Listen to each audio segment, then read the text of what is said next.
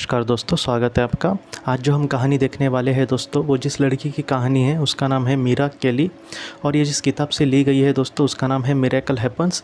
ये जो कहानी है दोस्तों वो एक सच्ची कहानी है और ये बहुत ही अभूतपूर्व या फिर एक अद्भुत कहानी मैं इसे कह सकता हूँ। बहुत कुछ सिखाने वाली ये कहानी है दोस्तों। इसको हम दो भागों में देखेंगे। इस किताब में ये फ्लैशबैक जैसी दिखाई है कहानी, मतलब जो बाद में घटा वो पहले उसमें बताया गया है और पहले जो घटा वो बाद में बताया गया है, लेकिन हम ठीक से इन सारी चीज़ों को समझ सके इस वजह से मैं आपको एक ही गति से, मतलब पहले जो हुआ उसके बारे में मैं पहले आपसे कहूँगा और आखिर में जो हुआ वो हम दूसरे भाग में देखेंगे दोस्तों। सबसे पहले ये जो लड़की थी दोस्तों, इसने 2 बार अपना पास्ट लाइफ जो है वो देखा था। पहली बार उसने घर पर ही खुद पर पास्ट लाइफ रिग्रेशन ऑडियो के ज़रिए किया था और दूसरी बार वो डॉक्टर बैनविच जी के जो ग्रुप में जो सेशन होते हैं पास्ट लाइफ रिग्रेशन के ओमेगा इंस्टीट्यूट में, उसमें उसने किया था दोस्तों। तो दोनों वक्त उसको 2 झलक सामने आई। इसमें एक बहुत ही इत्तेफाक की बात मुझे ये लगती है कि दोनों ही बार उसने एक ही जन्म को देखा दोस्तों, दोनों बार ही। तो ये जन्म कौन सा था, उस जन्म में उसने क्या सीखा, उस जन्म में उसके साथ क्या घटा और वो जन्म इतना खास क्यों था उसके लिए, इन सारे सवालों के जवाब हमें मिलने वाले हैं दोस्तों। सबसे पहले उसने क्या किया था दोस्तों, डॉक्टर बैनविच जी की एक किताब खरीदी थी और उसमें उन्होंने पश्चागमन जो पास्ट लाइफ रिग्रेशन होता है उसमें उसका एक उन्होंने विधि कही थी। तो उस विधि को दोस्तों उसने घर पर ही करके देखा था और तब उसके जीवन में, तब उसके आंखों के सामने दोस्तों एक पास्ट लाइफ रिग्रेशन की झलक आई।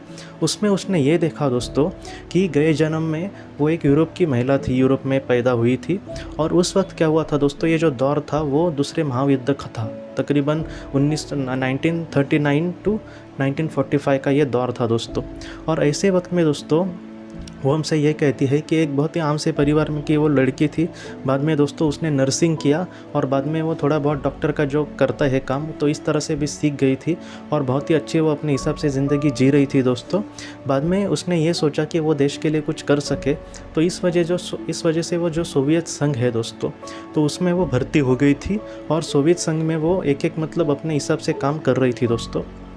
तो उसके बाद क्या हुआ दोस्तों कि वो जो दौर था बाद में दूसरे महायुद्ध का वो शुरू हो गया और ऐसे में दोस्तों लोगों को, ऐसे जो नर्स या फिर जो डॉक्टर होते हैं उनको उनकी ज़रूरत होने लगी। तो वहाँ पर वो ये अपना काम जो है वो बहुत ही अच्छे से कर रही थी। इसकी ये तो एक दिखने के लिए भी सुंदर थी और वो बहुत ही अच्छा काम कर रही थी। इस वजह से दोस्तों उसको प्रमोशन मिलता गया और एक दिन एक ऐसा आया दोस्तों कि उसको एक टास्क दिया गया, एक काम दिया गया और उसको ये कहा गया कि जो सोवियत के दुश्मन हैं, वो जो युद्ध हुआ था वो मित्र राष्ट्र वर्सेस नाजियों में हुआ था। आपको भी पता होगा, जर्मनी एक तरफ था तो दूसरी तरफ अमेरिका था, लंदन था या फिर रशिया था।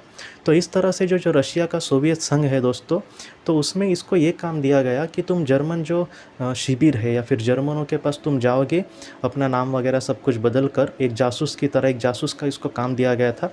और इसको ये कहा गया था दोस्तों कि अगर तुम वहाँ पर जाती हो और सब कुछ ठीक होता है तो तुम वहाँ पर भी डॉक्टर का ही काम करोगी और जो बड़े बड़े जर्मन अधिकारी है, अगर तुम्हें पॉसिबल हुआ तो तुम उन्हें एक बहुत ही ख़तरनाक ऐसा जहर देकर मार डालोगी। तो ये उसको काम दिया गया था दोस्तों। बहुत ही ख़तरनाक काम है ये और ऐसे वक्त में दुश्मन के घर पे जाकर उस पर इस तरह से अटैक करना, सचमुच ये बहुत ही रिस्की काम होता है जो जासूस करते हैं।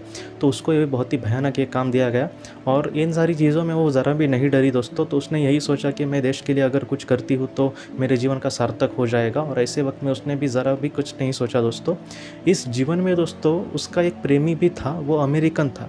वो जो प्रेमी था उसको इसने सारी बातें बताई तो उसने ये कहा कि तुम इन सारी झमेले में मत पड़ो, हम दोनों भाग जाते हैं और अमेरिका में मेरा घर है। तो वो अमेरिकन था तो उसने कहा कि हम जाकर वहाँ पर शादी कर लेते हैं और एक बहुत ही अच्छी ज़िंदगी हम बिता सकते हैं। लेकिन इसने यही कहा कि मैं अपने देश के लिए कुछ करना चाहती हूँ और उसने उस लड़के को ये कहा दोस्तों कि तुम्हें मुझसे भी बहुत ही अच्छी लड़की मिल जाएगी, तुम मेरे साथ शायद खुश भी नहीं रह पाओगे या फिर मैं भी तुम्हारे साथ खुश नहीं रह पाऊँगी क्योंकि मैं इस काम को इस तरह से नहीं छोड़ सकती। अच्छा यही होगा कि हम अलग हो जाए। उसका जो प्रेमी था दोस्तों, वो इसने आखिर में कहा है कि वो एक मोटर में बैठकर निकल गई, लेकिन इसका जो प्रेमी था वो आखिरी वक्त तक उसको देख रहा था और रो रहा था।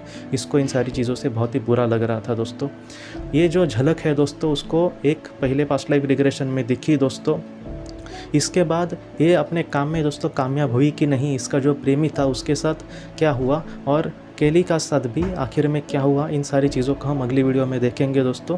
उसको 2 बार पास्ट लाइफ रिग्रेशन की जो झलक है वो दिखाई थी, और एक बार उसने यही अभी मैंने जो सारी चीज़ें देखी कही वो इतनी देखी, बाद में उसको क्या दिखा और इन सारी चीज़ों में उसको क्या जवाब मिले या फिर वो उस जीवन से क्या सीखी, इसको हम अगले भाग में देखेंगे दोस्तों। आज के इस भाग को लेकर अगर आपके कोई भी सवाल हो तो आप ज़रूर पूछें, जितना हो सके मैं उसका आपको जवाब देने की कोशिश करूँगा। हम अपनी अगली वीडियो में मिलते हैं। आप अपना अपने परिवार का ख्याल रखना। आपका बहुत बहुत धन्यवाद। ज़िंदगी की रोशनी ये संस्था ऐसे लोगों के लिए काम करती है जिन्होंने किसी अपने को खोया है या फिर जो लोग अपनी ज़िंदगी में बहुत ही ज़्यादा दुखी है। जो लोग इस संस्था से जुड़ते हैं उनको तकरीबन 50 किताबें भेजी जाएगी उनके व्हाट्सएप पर या फिर ईमेल पर। ये किताबें आत्मलोक या फिर मौत के बाद हमारे साथ क्या होता है, इन सारी चीज़ों की आपको पूरी तरह से जानकारी देगी। और इसके साथ साथ आपको एक पास्ट लाइफ रिग्रेशन थेरेपी की ऑडियो भी भेजी जाएगी। इस ऑडियो की मदद से आप घर बैठे अपनी पास्ट लाइफ रिग्रेशन करने की कोशिश कर सकते हो। बहुत लोग पास्ट लाइफ रिग्रेशन थेरेपिस्ट के पास किसी कारण के वश नहीं जा सकते, तो ऐसे लोगों के लिए मदद के लिए ये ऑडियो तैयार की गई है। तो आप ज़रूर इस संस्था से जुड़े। इस संस्था से जुड़ने के लिए सामने जो व्हाट्सएप का नंबर दिया है आप कृपया उस पर संपर्क करें। आपका बहुत बहुत शुक्रिया।